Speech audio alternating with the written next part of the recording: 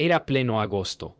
El cielo ardía sobre la costa mediterránea, y el parque acuático Aquasol brillaba como una joya azul en medio del desierto costero. Familias enteras llegaban desde todos los rincones de Europa.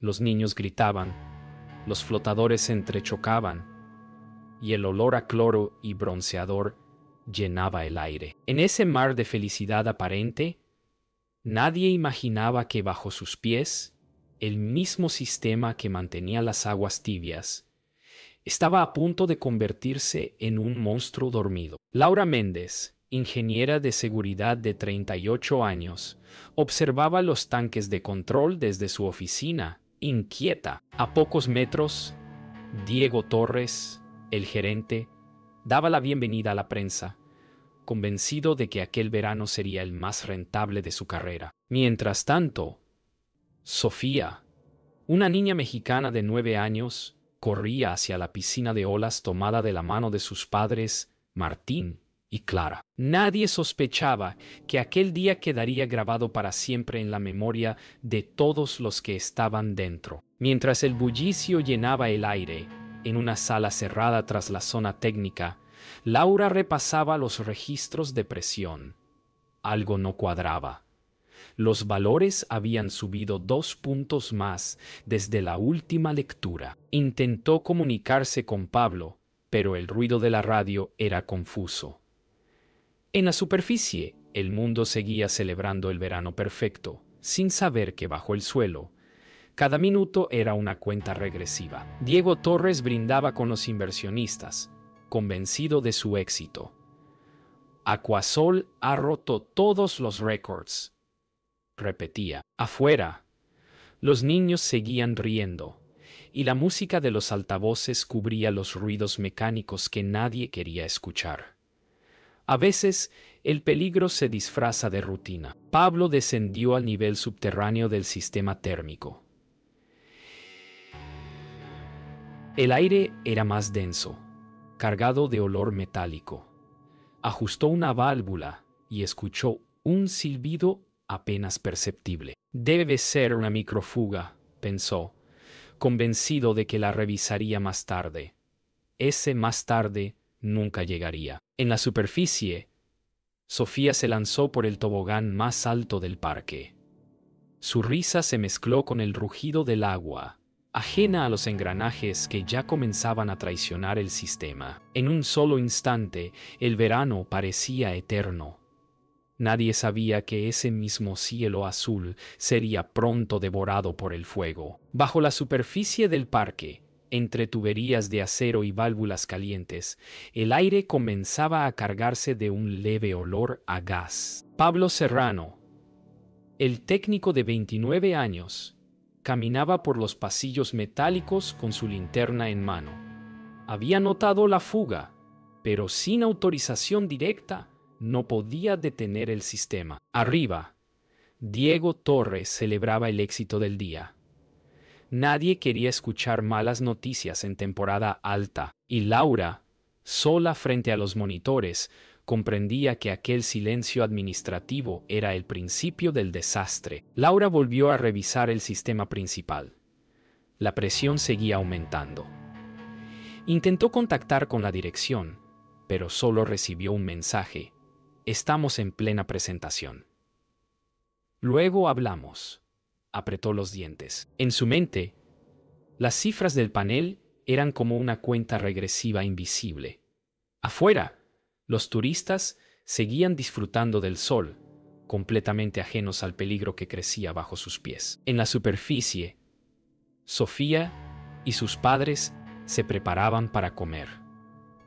El sol golpeaba fuerte y el aire comenzaba a sentirse pesado. Clara notó un olor extraño, como de metal quemado.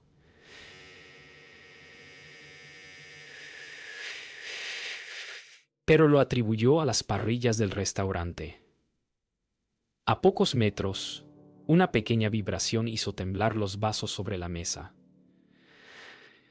Martín lo notó, pero lo ignoró. Era, pensó, el temblor de un verano feliz. En las entrañas del parque, Pablo seguía el sonido del gas. Encontró una válvula oxidada y un tubo que goteaba una espuma blanquecina. Sacó su teléfono, tomó una foto y la envió a Laura. «Tenemos un problema serio», escribió. En el silencio del subsuelo, el leve siseo del gas sonaba como una advertencia que nadie quería escuchar. Laura observó la imagen que Pablo le había enviado y sintió un escalofrío. Era peor de lo que imaginaba. Tomó el teléfono y marcó directamente al gerente. Nadie respondió. Solo la música del parque sonaba de fondo, como una ironía cruel. En la superficie, Diego Torres brindaba con los medios, ajeno al hecho de que la bomba ya estaba armada. El sol golpeaba sin piedad. El termómetro marcaba 42 grados y el metal del parque parecía arder. Los tanques de gas, enterrados bajo la zona de servicios, comenzaron a expandirse más allá de su límite seguro. Laura insistía en cortar el sistema, pero Diego, abrumado por las visitas y los periodistas, ordenó esperar. «Solo es una variación temporal», dijo. En la radio, Pablo escuchó esas palabras y supo que era una mala decisión. Cada minuto contaba. Pablo descendió al nivel de los tanques principales. El calor era insoportable. El aire vibraba. Un silbido constante resonaba por los pasillos, cada vez más fuerte. Intentó ajustar la válvula de alivio, pero el metal estaba tan caliente que apenas podía tocarlo. Su instinto le decía que saliera de allí, pero también sabía que si no hacía algo pronto, todo podría volar. En la zona familiar del parque, Sofía y Clara esperaban a Martín, que había ido por más toallas. La niña se quejó del calor. El aire se sentía espeso, como si el verano hubiese dejado de respirar. Clara miró al cielo las gaviotas, que siempre sobrevolaban el parque. Habían desaparecido. No sabía por qué, pero un escalofrío recorrió su espalda. Laura corrió al cuarto principal de control. Los indicadores parpadeaban en rojo, presión crítica. Tomó el teléfono fijo y marcó directamente al número de emergencia, pero la línea estaba ocupada. En la pantalla, el número subía 87, 92, 98.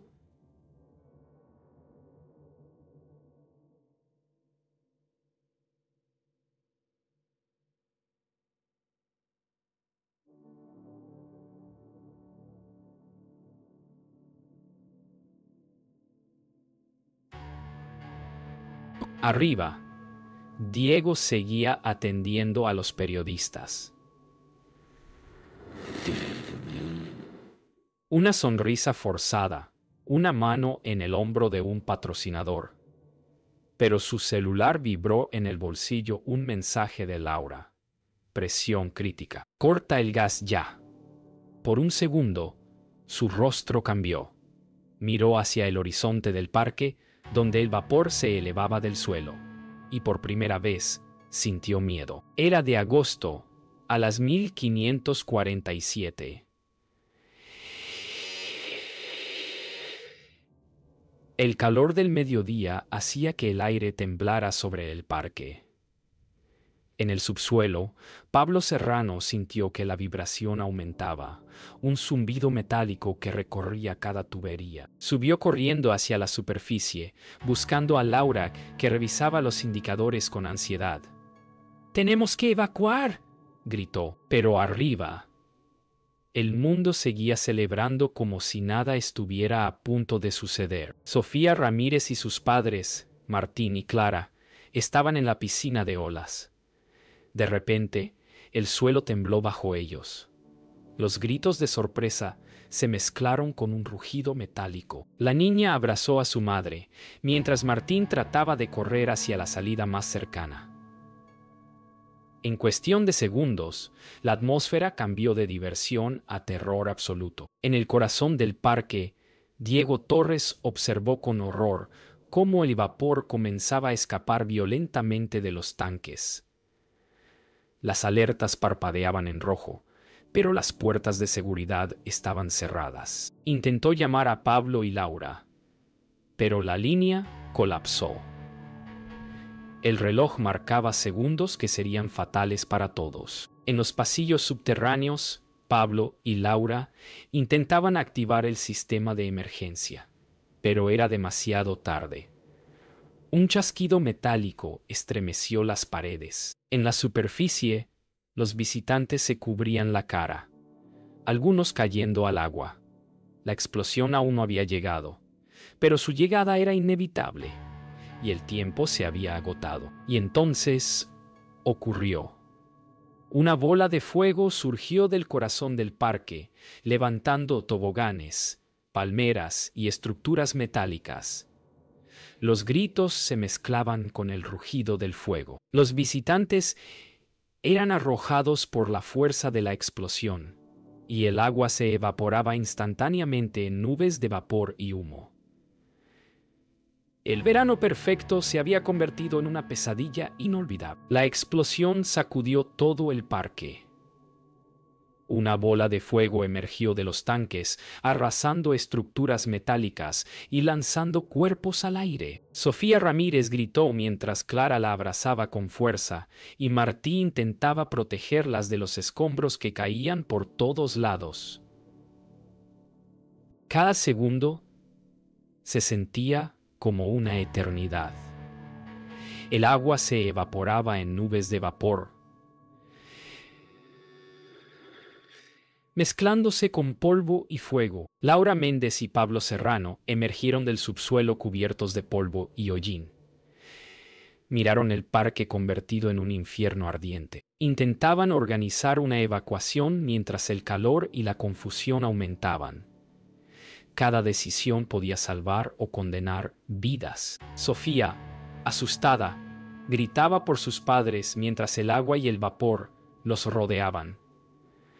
Martín y Clara luchaban por mantenerse juntos, esquivando fragmentos metálicos y restos de toboganes. En segundos, la alegría de un día de verano se convirtió en puro terror. Diego Torres quedó paralizado frente al caos. Su traje blanco ahora estaba manchado de polvo y ceniza. Por primera vez comprendió la magnitud de su negligencia. Intentó moverse, pero cada paso parecía arriesgado. La explosión había transformado su parque en un escenario apocalíptico. En medio de gritos, humo y fuego, empleados y visitantes improvisaban rescates.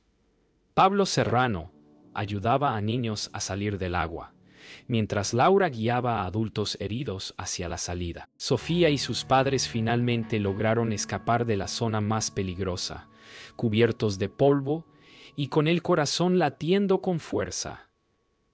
Nadie olvidaría jamás aquel instante de terror. El parque era un infierno. El humo y las llamas se entrelazaban con el vapor del agua evaporada.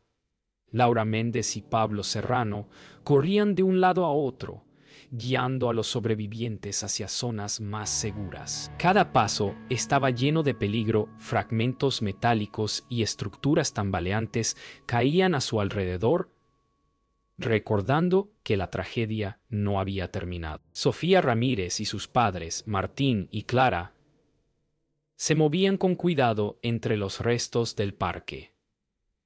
La niña se agarraba a su madre, mientras Martín protegía a ambos con su cuerpo. Sus miradas reflejaban miedo, incredulidad y una gratitud silenciosa por haber sobrevivido al momento más crítico.